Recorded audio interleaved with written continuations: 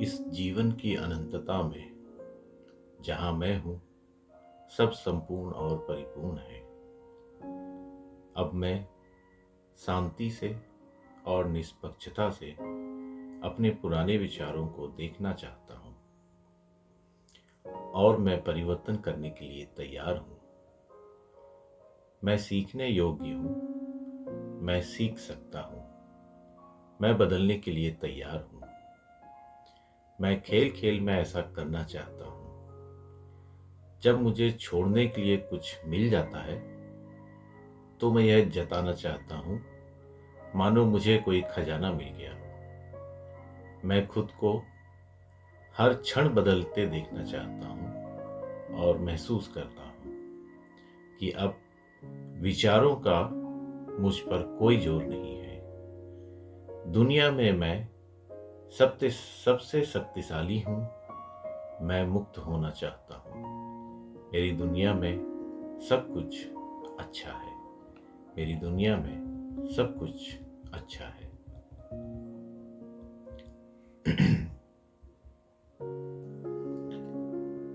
परिवर्तन का प्रतिरोध। मैं सदैव परिवर्तनशील जीवन की लय और प्रवाह में हूं।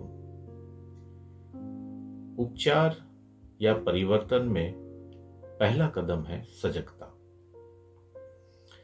जब हमारे अंदर कोई विचार बहुत गहरे दबा होता है तो अपनी स्थिति को सुधारने के लिए हमें उसके बारे में पता होना चाहिए। शायद हम अपनी अवस्था का उल्लेख करना, उसके बारे में शिकायत करना या उसे दूसरे लोगों में देखना शुरू कर देते हैं।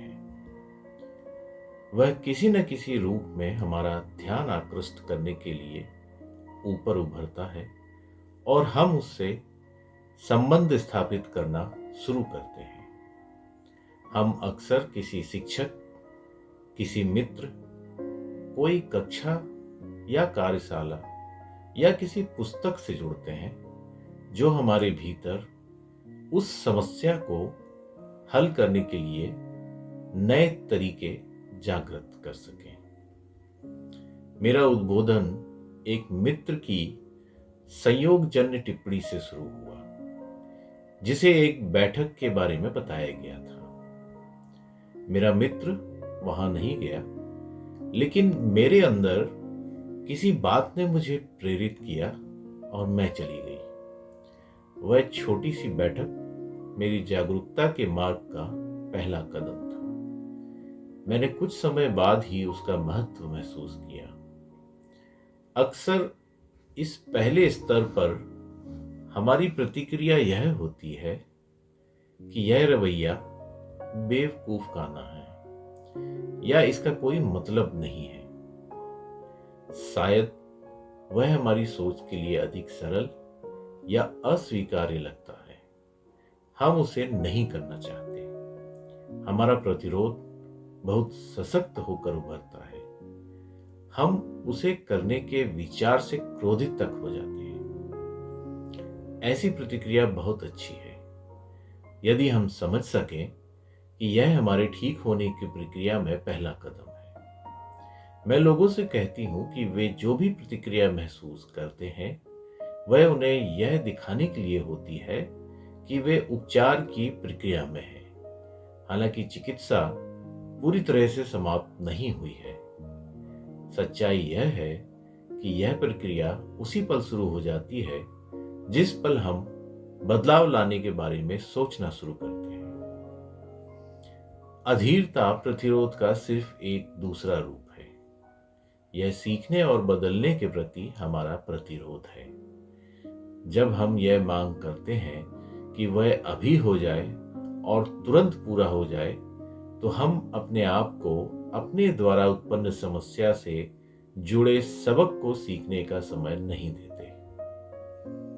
यदि आप किसी और कमरे में जाना चाहते हैं तो आपको उठकर उस दिशा में एक एक कदम चलकर जाना होगा। केवल अपनी कुर्सी पर बैठकर यह सोचना कि आप दूसरे कमरे में पहुंच जाएं संभव नहीं है।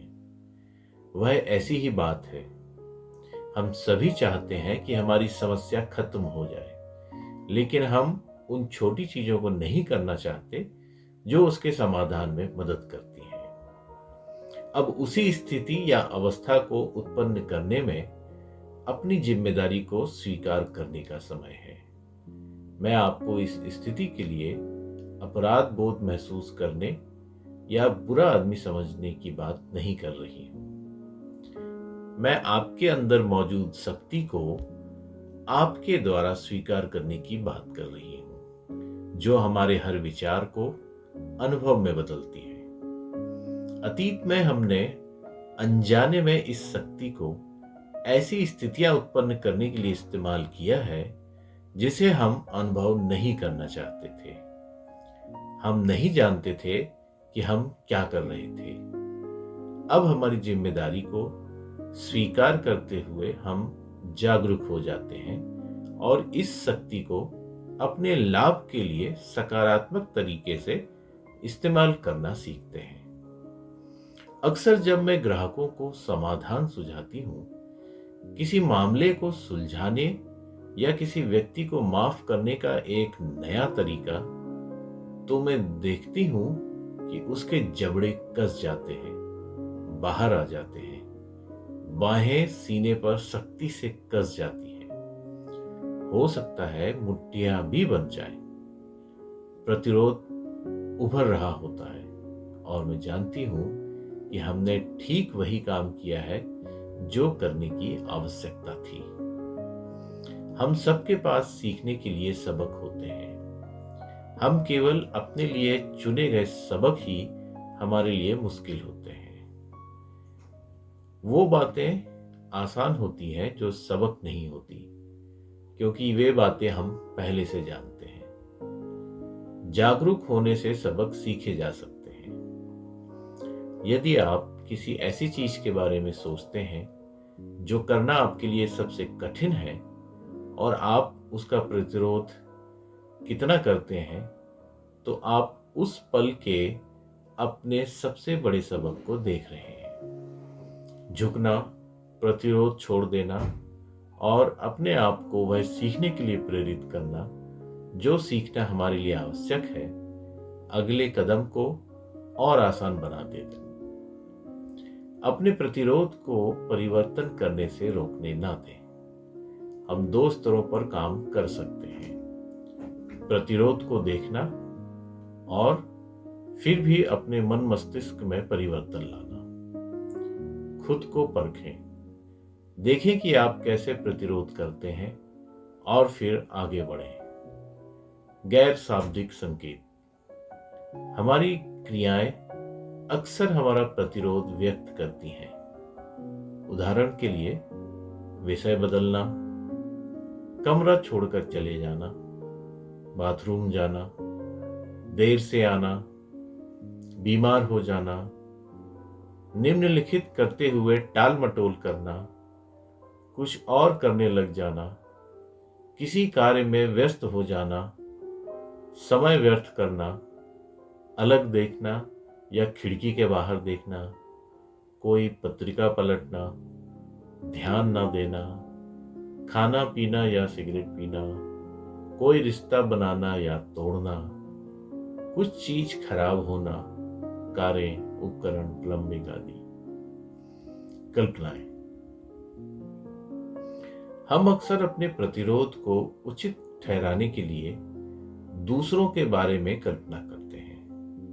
हम इस प्रकार की बातें करते हैं: इससे कुछ ठीक नहीं होगा, मेरा पति पत्नी नहीं समझेगा, मुझे अपना पूरा व्यक्तित्व बदलना होगा, केवल पागल लोग चिकित्सक थेरेपिस्ट के पास जाते हैं, वे मेरी समस्या में मदद नहीं कर सके, वे मेरे गुस्से को संभाल नहीं पाए, मेरा मामला अलग है, मैं उन्हें परेशान नहीं करना चाहता, यह कार्य स्वतः ही हो जाएगा, कोई और ऐसा नहीं करता।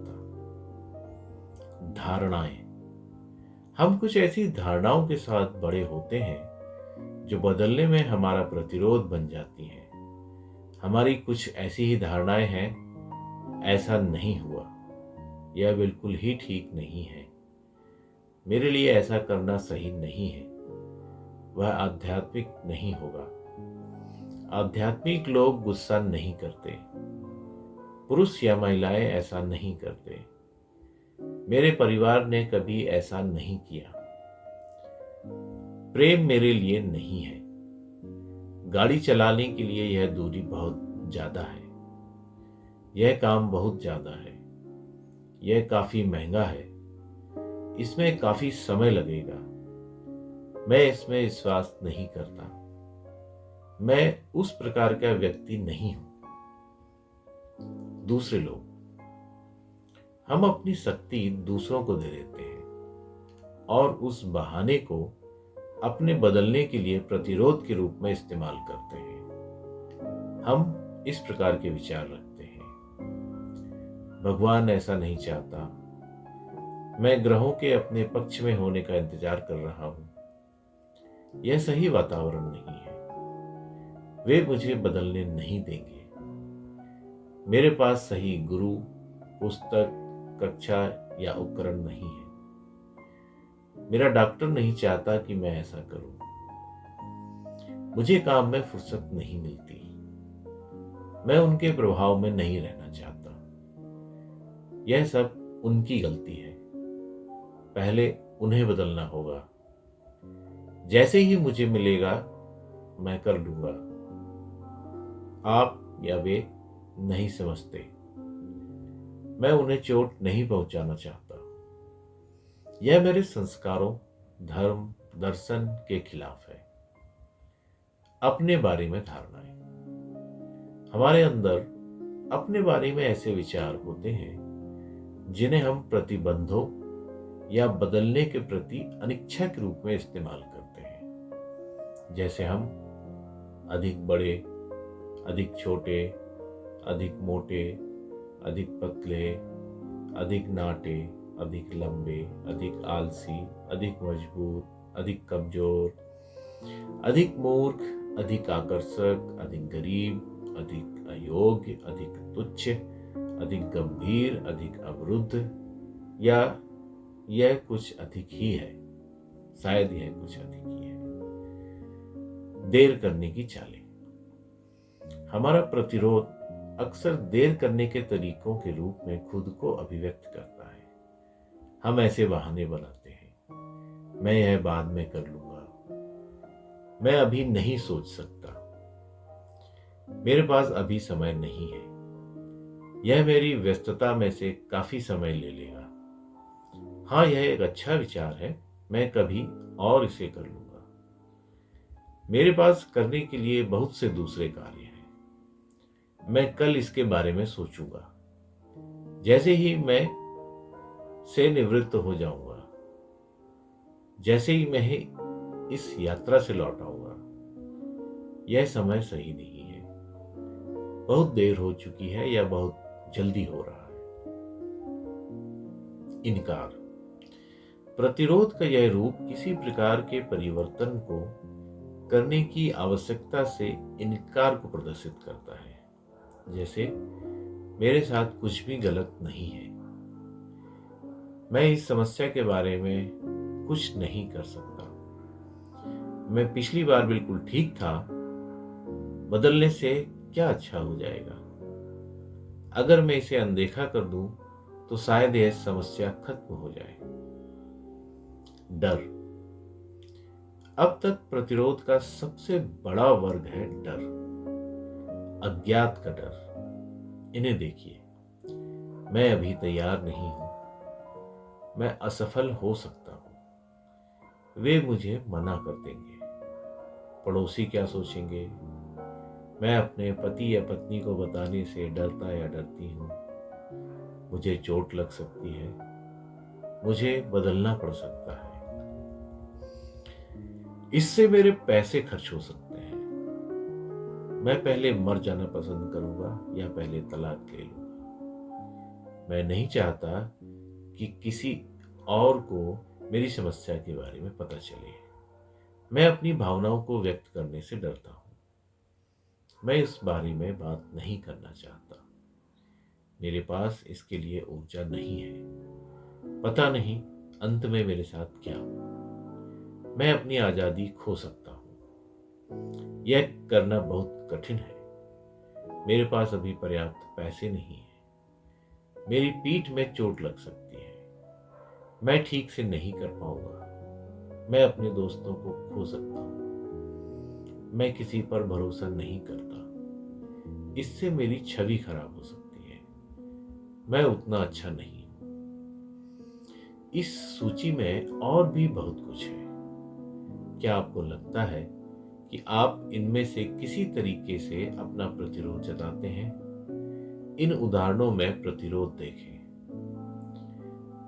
एक ग्राहक मेरे पास आई क्योंकि वह काफी पीड़ा से गुजर रही थी। 3 अलग अलग सड़क दुर्घटनाओं में उसकी पीठ, गर्दन और घुटना क्षतिग्रस्त हो चुका था। फिर भी वह लेट थी, खो गई और फिर ट्रैफिक में फंस गई। उसके लिए अपनी समस्याएं मुझे बताना आसान था, लेकिन जिस समय मैंने कहा थोड़ी देर मुझे कुछ कहने दो, हर प्रकार की परेशानी शुरू हो गई। उसके कॉन्टैक्ट लेंस उसे तकलीफ देने लगे। वह किसी और कुर्सी पर बैठना चाहती थी। उसे बाथरूम जाना पड़ा। फिर उसे लेंस निकालने पड़े। सत्र के शेष समय में वह मुझ पर बिल्कुल ध्यान नहीं दे पाई। यह सब प्रतिरोध था। वह अपनी समस्या को समाप्त करने और उपचार के लिए तैयार नहीं थी। मैंने पाया कि उसकी बहन की भी पीठ की हड्डी 2 बार टूट चुकी थी, साथ ही उसकी मां की भी। एक और ग्राहक एक अभिनेता, एक कलाकार, स्ट्रीट परफॉर्मर था और काफी दक्ष था। उसने सीखी बघारी कि वह दूसरों, खासकर संस्थानों को धोखा देने में कितना चतुर है। वह लगभग हर चीज उड़ाकर बचना जानता था और फिर भी वह ऐसा कुछ नहीं कर पाया। वह हमेशा टूटा रहता था। कम से कम 1 महीने का किराया बकाया हमेशा उस पर रहता था। अक्सर उसके पास टेलीफोन नहीं होता था। उसके कपड़े फूहड़ थे। उसका काम बहुत अव्यवस्थित था। उसके शरीर में काफी पीड़ा थी और उसका जीवन प्रेममय नहीं था। उसका सिद्धांत यह था कि वह तब तक धोखा देना बंद नहीं कर सकता जब तक कि उसके जीवन में कुछ अच्छा ना हो। निश्चित रूप से वह दुनिया को जो दे रहा था उसके जीवन में कुछ अच्छा नहीं हो सकता था। उसे पहले धोखेबाजी बंद करनी थी। उसका प्रतिरोध यह था कि वह पुराने तरीकों को छोड़ने के लिए तैयार नहीं था। अपने मित्रों को अकेला छोड़ दो।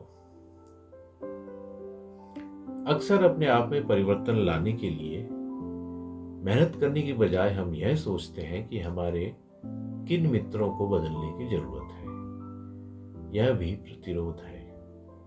मेरे काम के शुरुआती दिनों में मेरे पास एक ग्राहक थी जो मुझे अस्पताल में पड़े अपने सभी मित्रों के पास भेज देती थी। उन्हें फूल भेजने के बजाय वह उनकी समस्याओं को हल करने के लिए मुझे भेजती थी। मैं हाथ में टेप रिकॉर्डर लेकर वहां पहुंचती थी और आमतौर पर बिस्तर पर किसी ऐसे शख्स को पाती थी जो यह नहीं जानता था कि मैं वहां क्यों हूं या यह समझ नहीं पाता था कि मैं क्या कर रही हूं। उस समय मैंने यह नहीं सीखा था कि किसी के अनुरोध करने पर ही उसका उपचार करना है। कभी कभी ग्राहक इसलिए मेरे पास आते हैं क्योंकि उनका कोई मित्र उपहार के रूप में मेरा एक सत्र देता है। आमतौर पर यह काम नहीं करता और वे शायद ही लौटकर वापस आते हैं।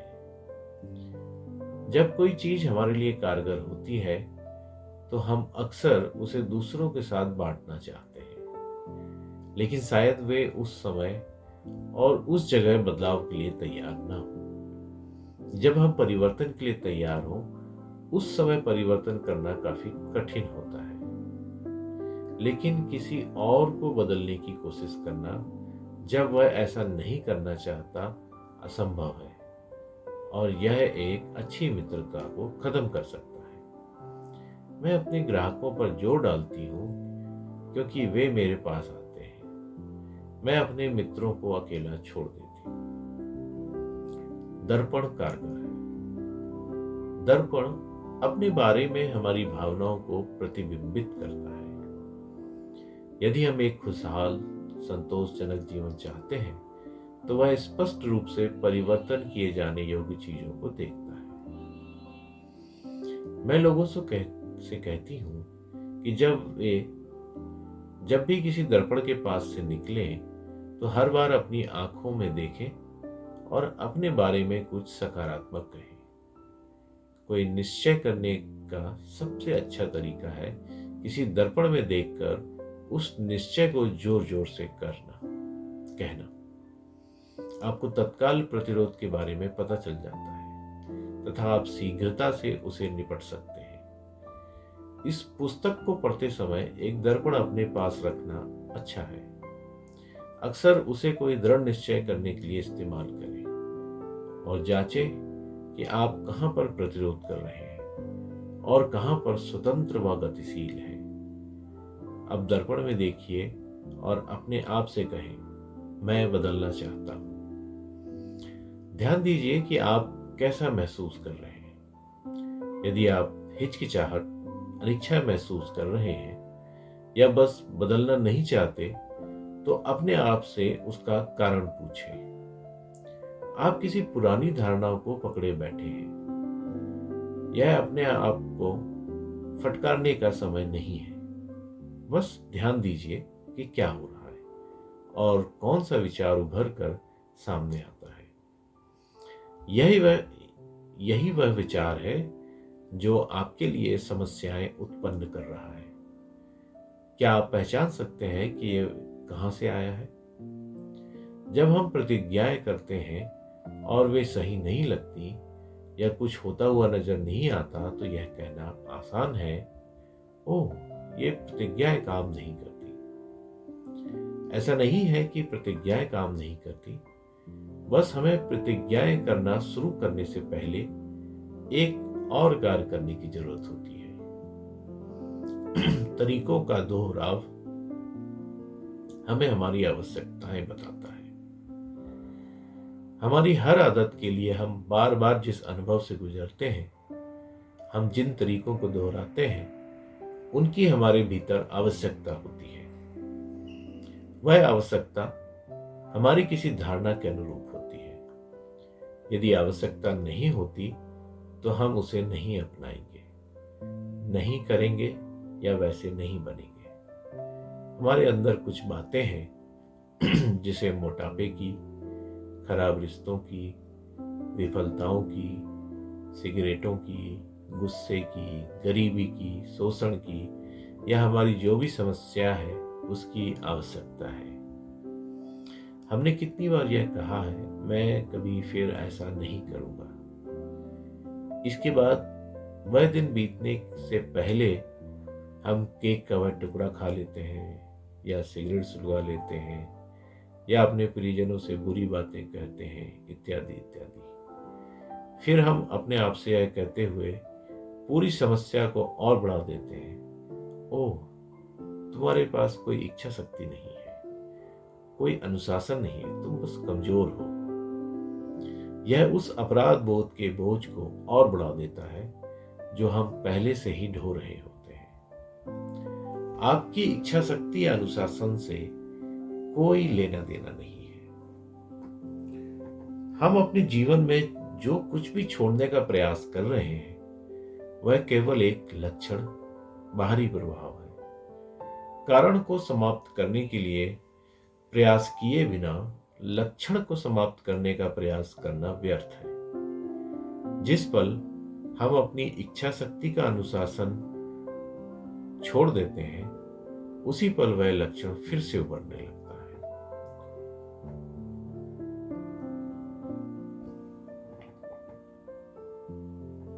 आवश्यकता को छोड़ने की इच्छा।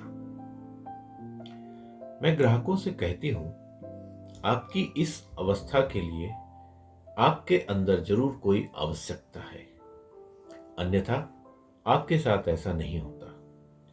चलिए एक कदम पीछे चलें और उस आवश्यकता को छोड़ने की इच्छा पर काम करें। जब वह आवश्यकता समाप्त हो जाती है तो आपको सिगरेट पीने या अधिक खाने या नकारात्मक विचारों की कोई इच्छा नहीं होगी। सबसे पहले यह प्रतिज्ञा करनी चाहिए, मैं प्रतिरोध या सिर दर्द या कब्ज या अत्यधिक वजन या धन का अभाव आदि की आवश्यकता को छोड़ने के लिए तैयार हूं। यह कहें, मैं डैश डैश डैश की आवश्यकता को छोड़ने के लिए तैयार हूं।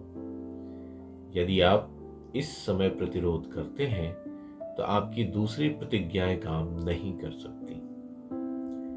हम अपने आसपास जो जाले बुनते हैं उन्हें खोलने की आवश्यकता होती है। यदि आपने कभी किसी धागे के गोले को खोलने की कोशिश की है तो आप जानते होंगे कि खींचने या जोर देने से वह और उलझता है। आपको बहुत सौम्यता और धैर्य से गांठों को खोलना पड़ता है। जब आप अपने मन में लगी गांठों को खोलते हैं तो आप अपने साथ सौम्य और धैर्यवान रहें। जरूरत हो तो मदद लें। सबसे पहले इस प्रक्रिया में अपने साथ प्रेम रखें। पुराने को त्याग देने की इच्छा ही सबसे महत्वपूर्ण है। यही इसका रहस्य है। जब मैं कहती हूं समस्या की आवश्यकता, तो मेरा मतलब होता है कि हमारे पास कुछ खास वैचारिक तरीकों के अनुसार हमें कुछ बाहरी प्रभावों या अनुभवों की आवश्यकता होती है। हर बाहरी प्रभाव या अंदरूनी विचार प्रारूप की स्वाभाविक अभिव्यक्ति होती है। केवल बाहरी प्रभाव या लक्षण से लड़ना अपनी ऊर्जा व्यर्थ करना है तथा अक्सर इससे समस्या और बढ़ जाती है। मैं काम का नहीं हूं से टालमटोल उत्पन्न होती है। यदि मेरी एक अंदरूनी धारणा या विचार यह है कि मैं किसी काम का नहीं हूं, तो मेरा एक बाहरी प्रभाव शायद टालमटोल करने की आदत होगा। आखिरकार हम जहां जाना चाहते हैं वहां जाने से रोकने का एक तरीका टालमटोल है। टालमटोल करने वाले अधिकतर लोग अपना काफी समय और ऊर्जा टालमटोल के लिए खुद को दोषी ठहराते हुए खर्च करते हैं। वे खुद को आलसी कहेंगे और आमतौर पर अपने आप को ऐसा महसूस करने के लिए प्रेरित करेंगे कि वे बुरे हैं। किसी और के सुखी होने का दुख। मेरे पास एक ग्राहक था जो अपनी ओर ज्यादा ध्यान खींचना पसंद करता था और आमतौर पर देर से कक्षा में आता था ताकि वह कुछ हलचल पैदा कर सके। वह 18 बच्चों के बीच सबसे छोटा था और कोई भी चीज सबसे बाद में उसे मिलती थी। जब वह बच्चा था तो वह हर किसी को कुछ पाते देखता था, जबकि उसे अपनी चीज के लिए इंतजार करना पड़ता था। अब भी जब किसी की किस्मत अच्छी होती थी तो वह उसके लिए खुश नहीं होता था। इसकी बजाय वह कहता था, ओह काश यह मुझे मिल पाता, या ओह यह मुझे क्यों नहीं मिलता। उनकी किस्मत पर उसका दुख उसकी अपनी प्रगति और परिवर्तन में बाधक था। अपनी काबिलियत कई द्वार खोलता है। 79 वर्षीय ग्राहक मेरे पास आई। वह गाना सिखाती थी और उसके कई विद्यार्थी टेलीविजन विज्ञापन बना रहे थे। वह भी ऐसा करना चाहती थी लेकिन डरती थी। मैंने उसे पूरा सहयोग दिया और समझाया, आपके जैसा कोई नहीं है, बस जैसे हो वैसे रहो। मैंने कहा, इसे मजे करने के लिए करो। वहां पर ऐसे लोग हैं जो बिल्कुल उसी चीज की तलाश कर रहे हैं जो आपके पास है। उन्हें बताओ कि आपका अस्तित्व है। उसने कई एजेंटों और कास्टिंग निर्देशकों को बुलाया और कहा, मैं एक सीनियर हूं, वरिष्ठ नागरिक, और मैं कमर्शियल करना चाहती हूं। कुछ ही समय बाद उसके पास एक कमर्शियल था। तब से उसने काम करना बंद नहीं किया। मैं अक्सर उसे टीवी और पत्रिकाओं में देखती हूँ। नए कैरियर किसी भी उम्र में शुरू हो सकते हैं, खासकर जब आप मजे के लिए उन्हें करते हैं। आत्मनिंदा अपने लक्ष्य से भटकना है। यह केवल टालमटोल और आलस्य को बढ़ाएगा। अपनी मानसिक ऊर्जा को पुराने विचारों को छोड़ने और नए विचारों को अपनाने में लगाना चाहिए। कहें, मैं अयोग्य होने की आवश्यकता को छोड़ने के लिए तैयार हूं। मैं जीवन में सर्वोत्तम प्राप्त करने का हकदार हूं और अब मैं इसे स्वीकार करने के लिए प्यार से अपने आप को अनुमति देता हूं। जब मैं कुछ दिनों तक बार बार यह शपथ लूंगा तो टालमटोल का मेरा बाहरी प्रभाव स्वतः कम होना शुरू हो जाएगा। जब मैं अपने भीतर आत्मयोग्यता का तरीका उत्पन्न कर लूंगा तो मुझे अपने भाग्य को टालने की कोई आवश्यकता नहीं होगी। क्या आप देख रहे हैं कि यह किस प्रकार आपके जीवन के कुछ नकारात्मक विचारों या बाहरी प्रभावों पर लागू हो सकता है? चलिए अपना समय और ऊर्जा स्वयं को ऐसे कार्यों के लिए कोसने में व्यर्थ करना बंद करें जिन्हें हम कुछ आंतरिक विचारों के कारण करना नहीं छोड़ सकते। उन पर विश्वास को बदलें। चाहे आप ऐसा किसी भी प्रकार से करें या हम किसी भी विषय में बात कर रहे हो, हम केवल विचारों से जूझ रहे हैं और विचारों को बदला जा सकता है। जब भी हम किसी स्थिति को बदलना चाहते हैं, हमें ऐसा कहने की आवश्यकता होती है।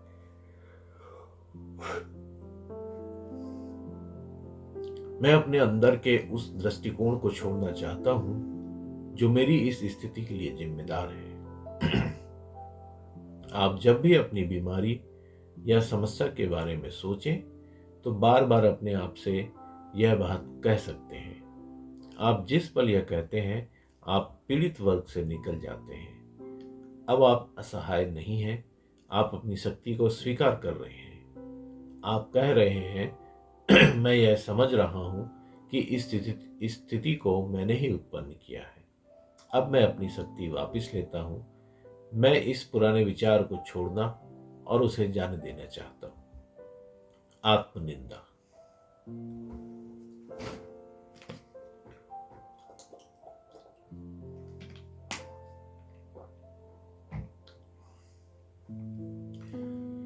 मेरे पास एक ग्राहक है जो अपने नकारात्मक विचारों को सहन न कर पाने पर ढेर सारा मक्खन और अपने सामने पड़ने वाली हर चीज खा लेती है। अगले दिन वह शरीर में भारीपन के लिए क्रोधित होती है। जब वह छोटी थी, वह डिनर टेबल पर घूम घूम कर सबका छोड़ा हुआ भोजन खाती थी और मक्खन का पूरा स्टिक खा जाती थी। उसके परिजन यह देखकर हंसते थे और उन्हें यह प्यारी लगती थी। उसे अपने परिवार से मिलने वाला यह लगभग इकलौता अनुमोदन था। जब आप स्वयं को फटकारते हैं, जब आप अपने आप को निम्न स्तरीय देखते हैं, जब आप अपने आप को पीटते हैं, तो आप किसके साथ इस प्रकार के व्यवहार कर रहे होते हैं? हमने अपने लगभग सभी दृष्टिकोण, चाहे वह नकारात्मक हो या सकारात्मक, उस समय ही स्वीकार कर लिए थे जब हम 3 वर्ष के थे। तब से हमारे अनुभव उसी पर आधारित रहे हैं जो हमने उस समय अपने और जीवन के बारे में स्वीकार और विश्वास किया था। जब हम बहुत छोटे थे तो हमारे साथ जिस प्रकार का व्यवहार हुआ था, हम आमतौर पर अपने साथ वैसा ही व्यवहार करते हैं। आप जिस व्यक्ति को फटकार रहे हैं, वह आपके भीतर का 3 साल का बच्चा है। यदि आप ऐसे व्यक्ति हैं जो डरने और आशंकित होने के लिए अपने आप से क्रोधित हो जाते हैं, तो अपने आप को 3 वर्षीय एक बच्चे के रूप में देखें। यदि आपके सामने एक छोटा 3 साल का भयभीत बच्चा होता तो आप क्या करते? क्या आप उस पर क्रोधित होते या आप उसे अपनी बाहों में लेकर दिलासा दिलाते? जब तक कि वह सुरक्षित और सहज नहीं महसूस करने लगता। जब आप छोटे थे तो आपके आसपास मौजूद वयस्कों को यह नहीं मालूम रहा होगा कि उस समय आपको कैसे दिलासा देना है। अब अपने जीवन में आप वयस्क हैं, और यदि आप अपने अंदर के बच्चे को दिलासा नहीं दे रहे हैं तो यह वास्तव में बहुत दुखद है।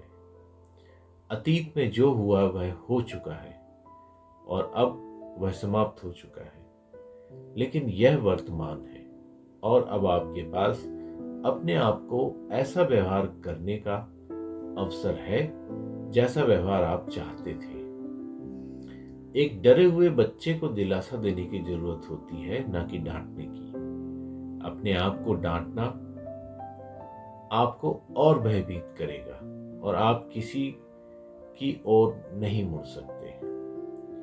जब आपके अंदर का बच्चा असुरक्षित महसूस करता है तो बहुत सी समस्याएं उत्पन्न हो जाती हैं। याद कीजिए कि जब आप छोटे थे तो नीचा दिखाए जाने पर आपको कैसा महसूस होता था। अब आपके अंदर के बच्चे को वैसा ही महसूस होता है। अपने प्रति दयालु बने, अपने आप को प्यार करना और स्वीकार करना शुरू करें। उस छोटे बच्चे को अपनी उच्चतम क्षमता में अपने आप को अभिव्यक्त करने के लिए इसी की आवश्यकता होती है। इस जीवन की अनंतता में जहां मैं हूं, सब संपूर्ण और परिपूर्ण है। मैं अपने भीतर किसी प्रकार के प्रतिरोध को ऐसी वस्तु के रूप में देखता हूं जिसे छोड़ना जरूरी है। उनका मुझ पर कोई जोर नहीं है। अपनी दुनिया में मैं शक्तिशाली हूं। मैं बहता हूं अपने जीवन में हो रहे परिवर्तनों के साथ। जितना ज्यादा से ज्यादा हो सके मैं अपने आप को और अपने परिवर्तन के तरीके को स्वीकार करता हूं। जो कर सकता हूं सबसे बढ़िया कर रहा हूं। हर दिन आसान होता जा रहा है। मैं खुश हूं कि मैं अपने सदैव परिवर्तनशील जीवन की लय और प्रवाह में हूं। आज एक अद्भुत दिन है। मैं इसे ऐसा बनाना चाहता हूं मेरी दुनिया में सब कुछ अच्छा है। मेरी दुनिया में सब कुछ अच्छा है। मेरी दुनिया में सब कुछ अच्छा है। मेरी दुनिया में सब कुछ अच्छा है। मेरी दुनिया में सब कुछ अच्छा है।